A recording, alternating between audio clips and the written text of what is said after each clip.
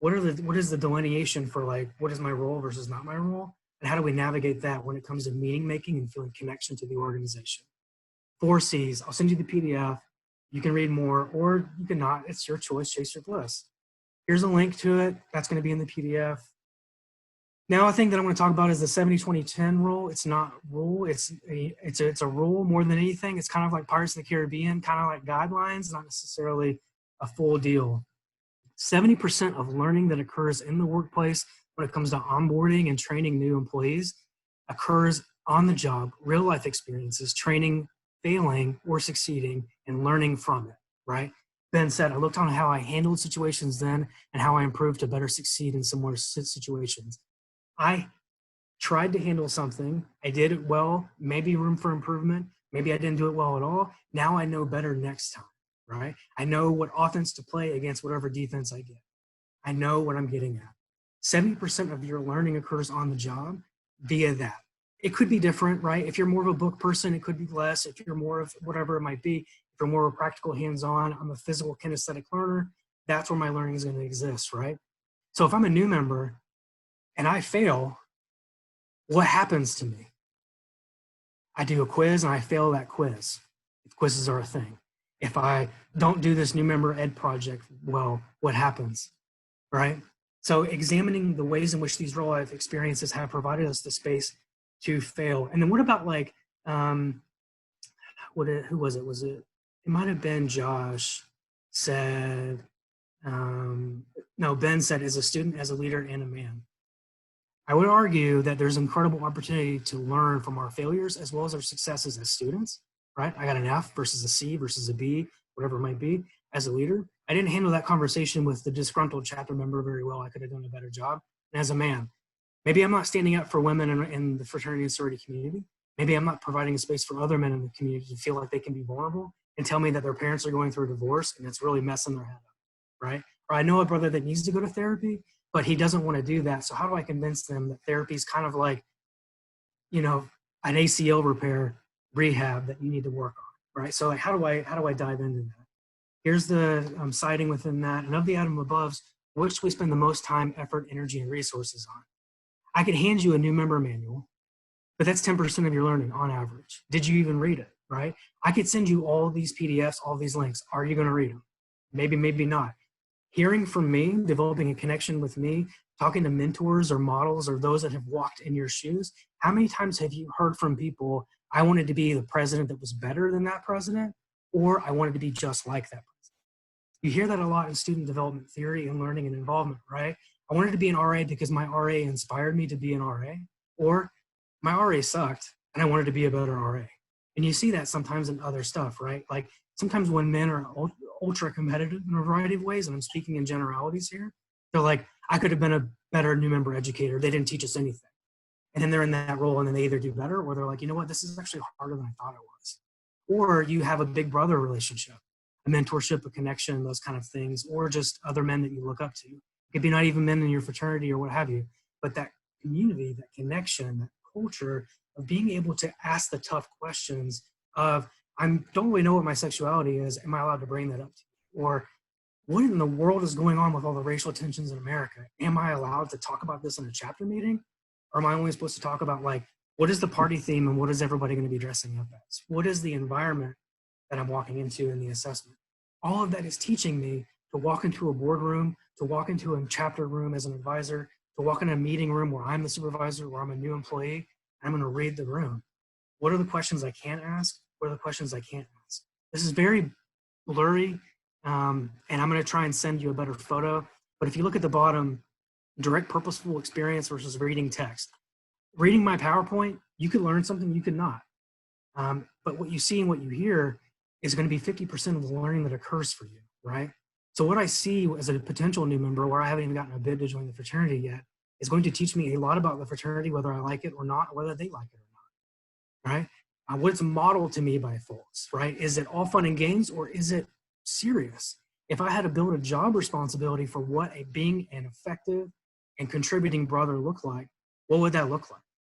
Would it be showing up to help clean up the beer cans after we have a rager? Could be. Is that appropriate? That's a different conversation. But if we get to the point of If I was to say, what are the expectations of membership?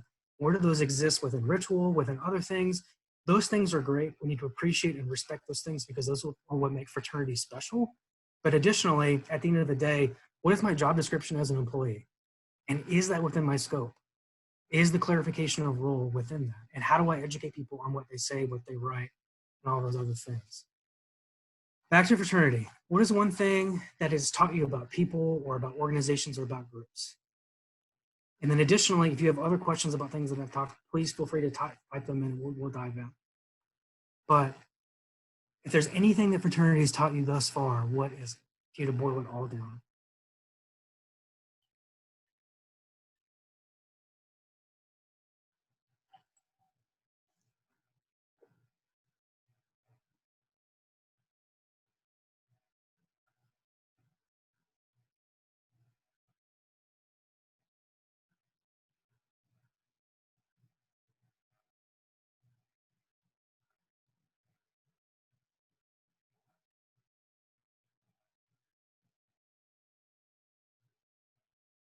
Fraternity members need incentives and motivation. Okay. Speaking to kind of what Paul's talking about to a degree, I'm not going to make any assumptions, but I'm just going to tie it to like what I see on my day-to-day basis. A component of my job is recognition of staff for doing their job. To be quite frank, like it is your job to help the student in crisis, find the support that they need to ensure that they're being successful, that they're healthy, that they're not being a harm to themselves or others, to helping chapters stay on campus. The fraternity advisor doesn't have a job if there's no more chapters on campus. So at times, there's moments when I try to get staff to recognize others by filling out award nominations, to filling out these various components, or just wanting to show up or be recognized for like the incredible things they do because I know that they're incredible. And they're like, well, what's the point? What's the incentive? Why should I attend this program? Why should I do this? Why should I do that? So something to be mindful of for those that are undergraduate and going into the next world of professional employment. What are your motivations and incentives? What are the things that drive you? If it is just your paycheck, that's fine. No judgment on just your paycheck, but you will continue to just like work for that. And there's moments when there's a navigation between head and heart when it comes to paycheck, because you got to eat. You got to buy new clothes whenever they get holes in them or whatever. You got to get that car. New PS5's coming out, and you got to get it. It's a thing, right? So you got to, I mean, money's a thing, but also what makes you feel like you're alive? What makes you feel like you are truly making a difference in the work that you're doing or in the community? Is it, I work a job, it's 9 to 5, it's whatever, but it gives me the time, space, and place to teach Little League softball. And that's what I love, right? So navigating what are your personal incentives, what are your personal motivations?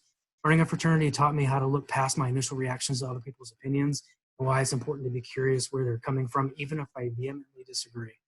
Many organizations do not publicize the good things. I shared the president of the college, our retention rate and GPA, and now she shares it with families that open house the good things. People don't know what they don't know, right? And this is people that aren't Greek. This is people that are Greek. This is people that are in your organization. These are people in the chapter right next door, literally or physically or whatever. They don't know what they don't know. And so if you don't give them anything to go off of, what do they have? Their own conclusions. They have their own conclusions. And what are their own conclusions going to be derived from? Whatever they find. Google, it could be a completely different chapter. It could be Phi-Psi in Southern California, and you're in New York, and you're like, well, completely different chapter, man. Like, what are you talking about? And they're like, no, but like these are the same because I went to this one McDonald's, and this McDonald's sold me a Big Mac that was purple and green, but this one sold me a Big Mac that was regular. But it's both McDonald's to them. On average, right? I'm speaking in generalities here. So being able to kind of go, okay, what are the great things that we do and how do we know what metrics do we have that exist for them? So if we have retention, if we have members that feel like they're connected, if we have members that feel like they're safe to be themselves, and I don't mean like I'm able to say whatever I want because of my constitutional right without any consequences. I don't mean that. I mean safe to be black and brown in my chapter when I don't know if I'm necessarily safe in the world today, or safe to be whatever in this organization because I have this ritualistic bond with these humans that I just met a month ago, 6 months ago, 12 years ago, whatever it could be, right? So there's this kind of identification that we have an ability within fraternity to do. Many organizations, okay, I got that one. Running a fraternity taught me how to look past my initial reactions, right? So when it came to working with folks, I guarantee you that there will be somebody that you work with that drives you nuts. Without a doubt. You're going to go, God, that person opened their mouth again. Like, it's going to be a thing.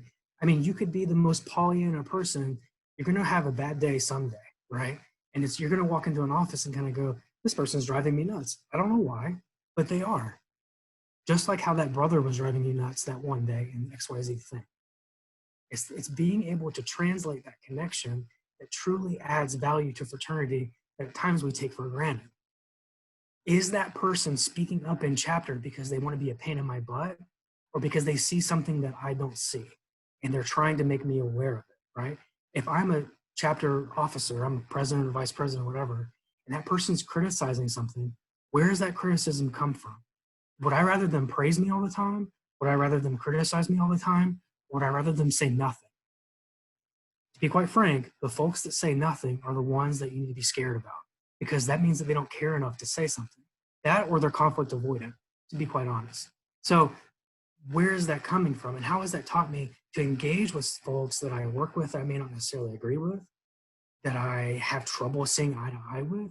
How does that allow for me to be able to speak to that in an interview or other conversations with folks where I can say, my fraternity taught me this, without them kind of thinking that it also taught you kind of all kinds of the negative connotation-based stuff. A quick activity. If you have a sheet of paper, if you have your phone, you can open up a Word doc if you're on your computer. I want you to type out 1, 2, 3, 4, write out 1, 2, 3, 4. And I want you to take a moment to reflect on all the things that make you great as a leader, as a staff member, things that you do really, really well. So take a few moments, box 1, and jot down. And feel free to put it in the chat. We'll send you the transcript so you can have it. So that way you don't have to like double dip. In box 1, jot down all the things that you do really well. Things that you would identify as strengths, things that you would identify as like, you know what, I am good at this. Maybe other people don't know that I'm good at this, but I'm good at this. I'm really good at painting, I'm really good at graphic design, but other people don't know it. I'm really good at throwing the football, but I never signed up to, do the intramural football team. I'm really good at managing this thing or finding new solutions to stuff. I'm going to give you 1 minute to jot all that stuff down. And if you want to toss it in the chat, go for it. Hopefully I'm not being too blunt and honest with you all, that you feel like what your contributions do matter, because they do, because it's giving me insight to where you're coming from. In box 2, jot down if any opportunities of improvement you think exist for yourself. So using the framework that you thought of, so as a member, as a leader, as a man, as a person, as a student, as a brother, if there is one, you could be perfect. It's okay. Like, I don't know you. You don't know me. So maybe you don't have any opportunities for improvement as a leader, as a staff member, as a brother, as an alumnus, whatever it could be. But if there was some or one, what would that opportunity be?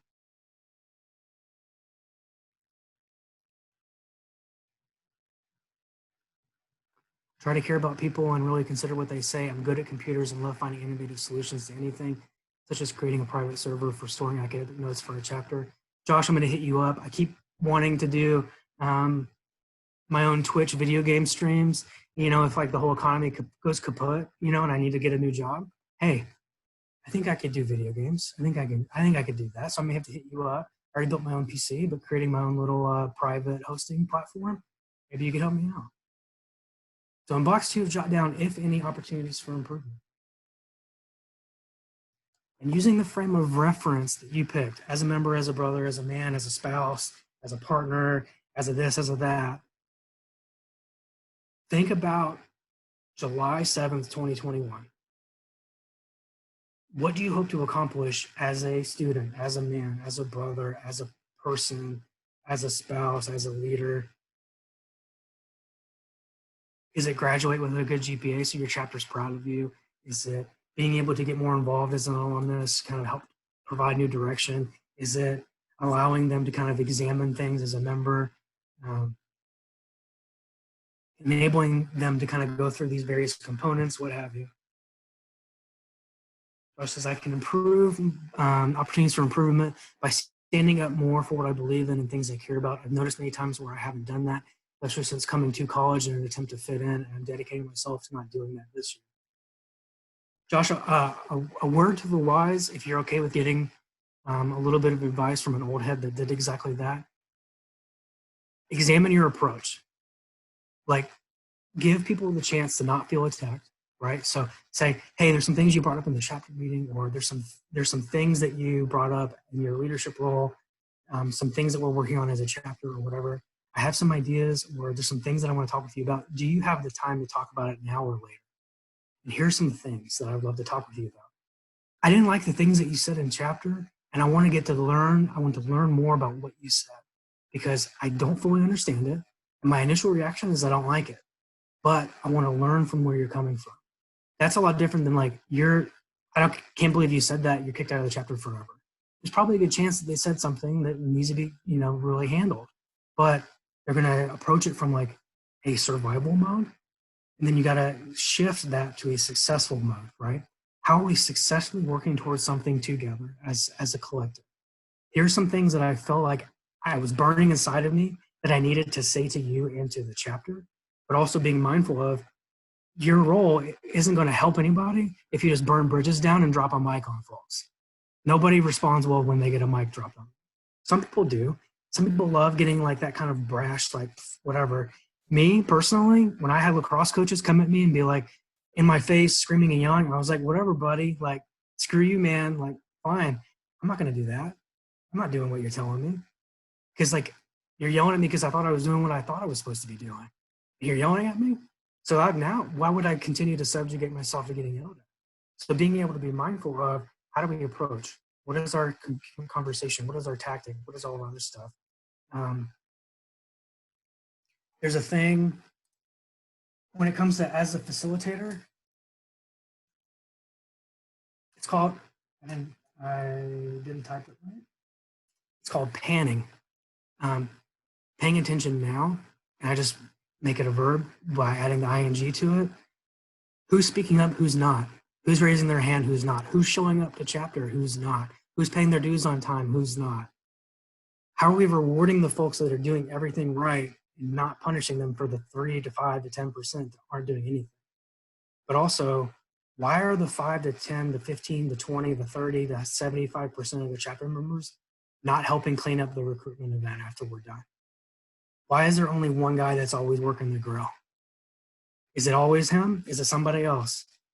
Why does it seem like, and not from like a, oh, well, it was me, I'm the hardest worker in the room, but are they getting what they wanted out of fraternity when they bought into it?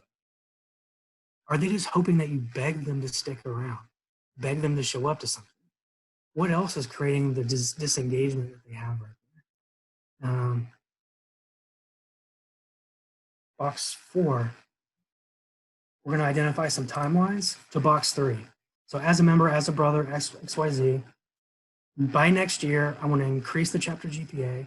I want to confront some of the hazing that's in our chapter. I want us to be better at intramurals. I want us to just like spend time with one another without feeling like we got to force people to, or punish them, or fine them. How are you going to know that you accomplished whatever is in box 3? Is it because guys stick around after a chapter meeting and just help pick up chairs? Is it because people are paying their dues on time?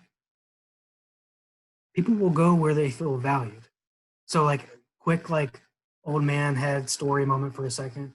Like I felt more valued as an RA than I did as a brother. Founding father, like I said, vice president for 2 years, president for 1. But as an RA, I felt like I was making a bigger impact in the lives of my residents.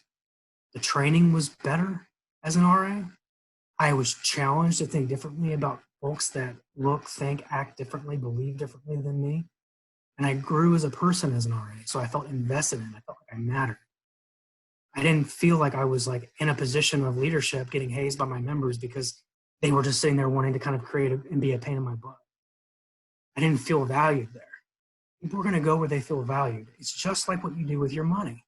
If you don't feel like you're getting your bang for your buck, you're going to go elsewhere, or you're going to ask for discounts in a variety of ways. So are we examining the ways in which our members are showing up? So Josh is putting out there, by this time next year, I hope that our reputation as a chapter can be heavily improved. We are moving to a new chapter house. It'll be the first time people are being more open to change. So immediate reflection questions I have for Josh when it comes to box 4. What are my tangible metrics that I know about our reputation? And do I have any control over our reputation? Why does our reputation matter? Is it social status? Is it social capital? Is it if people buy into us as the chapter and think that we're cool, or our reputation is we're solid, we're good guys, we don't haze people, whatever it might be, then more other people will say, yeah, yo, you need to go join FISI because they're going to treat you right. And they're not going to like make you do push-ups till you throw up or whatever, right? So like, why does reputation matter? Is it just so that people feel like this is a good experience? Is it so that like me as a member, if my chapter has a high social standing, then I know that it wasn't a mistake in joining? What is the reason behind the kind of thing there when it comes to reputation? Is it to validate my own decisions, or is it to validate our existence in the community? Is it both? Is it neither? Could it be any of those? How much does reputation matter? And then is there something purposeful behind it? So like when it comes to the workplace, if you're interviewing for a job and you say, well, our chapter was really popular. Okay. Are you going to do the job? Yes, no, maybe so. And then, okay, you know, if I'm an employer and I know something about fraternity experience, I'm going to say, okay, what was the reputation of the chapter? They were very popular. Okay. What were they popular for? GPA. Great. What were the things that you all actively enlisted as a chapter to make sure GPA was high? Well, what are the tangible metrics that you have for that success? Where did you recognize that there was an opportunity for improvement? And did you lead others through that action? And sometimes leadership isn't standing in the front of the room banging your hand on the table to say, we must get a higher GPA. It's kind of saying, hey, does GPA matter to us? And asking the question to get to a point where then we can reframe it to kind of go, how do we show that GPA is important to us? How do we show that recruitment is important to us? How do we show that being a member is important to us? While what hasn't happened in my pledge class or the pledge class room, I noticed a trend of half of the senior class members leading on bad terms with the fraternity. I think most of the important thing is keeping members from leading on these bad terms. Another thing I'm taking as a personal challenge is increase my chapter semester GPA. I was horrified last semester we came last, and I realized how harmful some of our considerations for academics are and have multiple plans for helping us flip around. Josh, sounds great. I love it. You can't do it alone. Brotherhood isn't a moment where you do it alone. As men, there's this sociological effect where we have this like hero's journey of like, look at me, I saved the fraternity's GPA. Not saying that you have that. I'm just saying be careful that you or others that hold leadership positions might think that.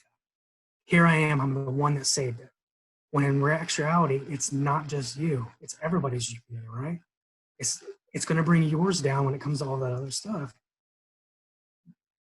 I would be shocked if the staff on the call or you polled any fraternity member that is an alumnus right now, if they had a positive experience when they left the fraternity and if they held leadership roles. And if they say yes, then you can kind of go, well, did you have any guys leave on bad terms? That is what plagues fraternity. Why do you think some alumni don't show up to convention or are engaged when it comes to advisory boards? There's a variety of reasons, right? People go where they feel valued. As an alumnus, my time could be spent better elsewhere, right? But exploring things in a different way, why are they leaving on bad terms? As a staff development person, we survey folks that are leaving. We survey them. We send them a link.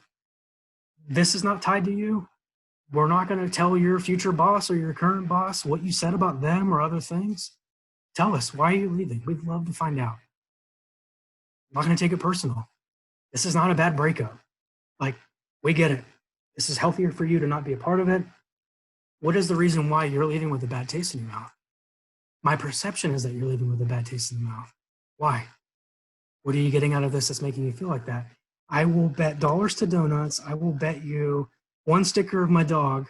Like, that it is because they feel like they were sold the wrong thing, or that they didn't get enough out of it. Or there's potentially some internal projection of, I don't like the fact that I'm leaving. Or I gave the fraternity so much and this is how much they appreciate me by just replacing me with a newer, younger model. It could be any of those things, or it could be none of those things. But I saw that firsthand.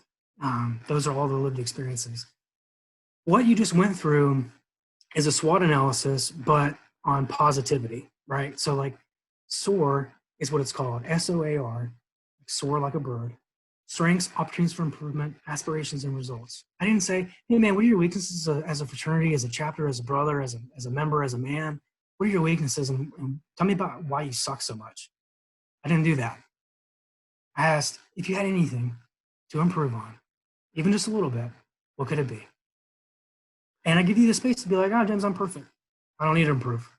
Cool, that's great, man, no judgment. Like, that's fine. I might challenge that, but let's chase your bliss on that one. And then what are ways in which we have tangible metrics for that? I tie all of this together to say, how do you have tangible metrics that you learned and grew as a person, as a man, as a fraternity member, or whatever, as part of your experience? Because if you're able to speak about that in an interview, that completely changes the narrative. If you do a baseline of all of your new members as they join your fraternity to say, what are you looking to get out of it? What do you hope to graduate as? If as you step into a new role as a leadership person, whether it's like you're the head of your alumni board in your area or you're the chapter president, what are your expectations for me? What expectations should I have of you? What expectations should we have of each other? And yeah, we have ritual. Yeah, we have these guidelines that we have set by some old people that, you know, like I saw a meme the other day that traditions are just peer pressure from dead people, right? So it's like, we have all these traditional things that we believe in that make us different than various groups and organizations. But what do we sell that other people don't sell? What other groups, how do we compete with the anime club or the Dungeons and Dragons club or whatever it is? What do we give that's different? And it can't just be like booze and parties, because like whatever, like there's plenty of people that I could have recruited with that and they got that anyway for free and didn't have to pay for it. I mean, they paid for their own stuff, but like, so going from that, how do I know that I'm making an impact in the chapter? As a leader, as a man, as a person? This, in my mind, this mindset, this shift in it is rooted in a lot of things. A lot of it's positive psychology. I'll send you a link to some books. I don't make any money off the books. These are just books that have changed my life, that if you view it from the lens of as a fraternity member, as a person in other people's lives, as a person that works in a workspace or a workplace, being able to think, what did I do today that made myself or other people better? And is it okay that I didn't do anything? Yes. That allows for you to examine your ability to be resilient. That allows for you to examine the ability to kind of say, I'll get it tomorrow. I'll be good at it tomorrow. Tomorrow is the next day. If you're able to shift the mindset of yourself and others to say, we didn't get the best GPA this semester, we didn't get the best GPA that month, but we're trying, and here's our metrics for how we're trying. We have more people showing up to study hours. We have more people showing up to tutoring that exists within, like, whatchamacallit. We have brother mentor pockets where the electrical engineer brother is taking others under his wing and he's telling them, these classes are really hard. It is what it is. Like I said, 70% of it is learning and failing. This is just gonna suck. This is just, it is what it is. And here's what we're gonna learn from it. That impacts your sensation of connection. That impacts your sensation of belonging. That impacts your sensation of mattering. If I told every freshman or first year as they were coming into the institution, first year is going to be really tough. It's going to suck. And I'm sure you probably heard that from a variety of people. There's a grain of salt because it's like, well, I don't know this guy. Who does he know? You have to go through it. You have to experience it. But once you get to the other side of it, you become this other experience. Now, this is an excuse for hazing, beating the crap out of people or forcing people to drink or whatever it is. Because that tangible is only temporary. This connection that we have is only temporary because we survived something together. It's not a successful approach, it's a survival approach. So examining the ways in which we can be successful with one another and examining components with each other If I have a falling out with everybody in my pledge class, does everybody else in my chapter know who I am? Do they know what I care about? Do they know what I want to be when I graduate? Do they know that I just broke up with my longtime partner of like 12 years and I'm having a tough time? Do they know that I struggled with like friends committing suicide when I was in high school? Do they know these things? Do they not? What is the environment that's enabled me to share that with them so we can unravel that stuff? Because then I'm going to know that I can come to them when I'm having a tough time. They're going to know that they can come to me when they're having a tough time or when they failed that test. Just as much as they're going to know that they can come to me when it's time to party or we're going to do well during the football intramurals, succeed, get invited to the president's dinner kind of thing and talk about how great our chapter is. It all is connected. All of this to say, what do you have in place to help you continue to reflect on your fraternity experience? Do you journal? Do you meditate? Do you work out? Do you go for runs? Do you play video games? Do you jot notes down in your notes app? Do you set alarms in your calendar to take 5 minutes to go for a walk around your fraternity house? Not to look for the thing that's broken, not to look for like such and such didn't do their part when they were assigned the chore. Do you go for a walk to kind of think, am I getting what I want out of all of this? School, this, that, what needs to change? Sometimes the answer is not being a member anymore, active member. Sometimes it's taking a break. Sometimes it's stepping up.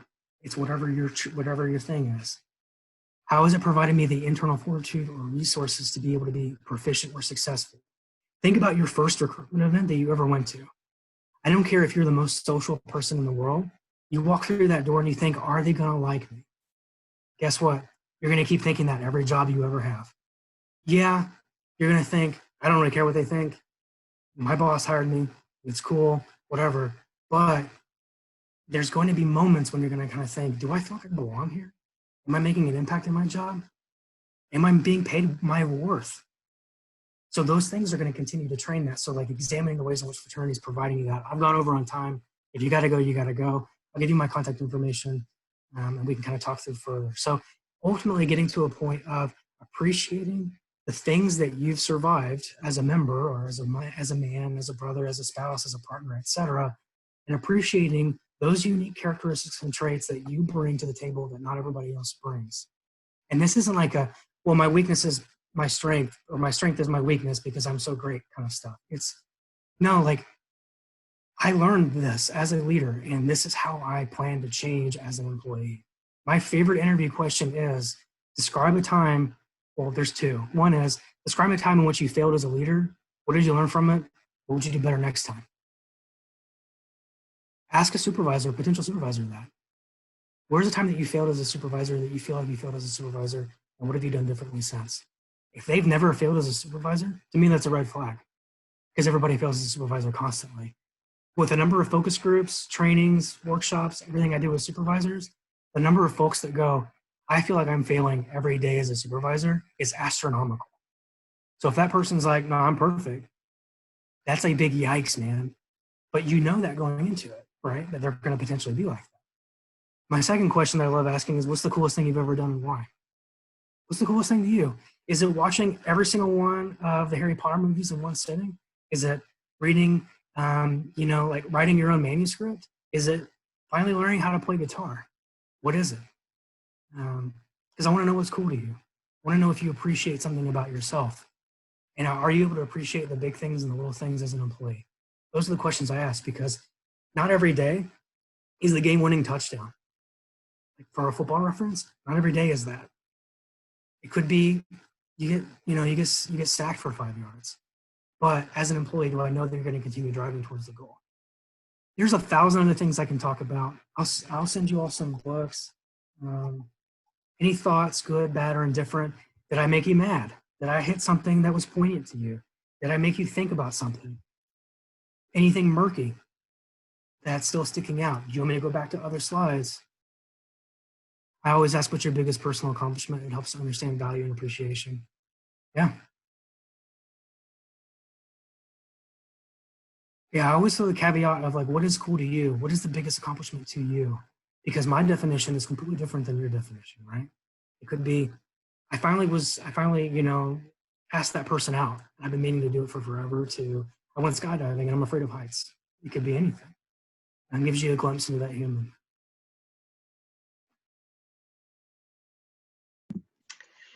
James, while we wait for a few more people to comment if they do, I'm gonna go ahead and stop the recording so that we can, yeah, stop the recording.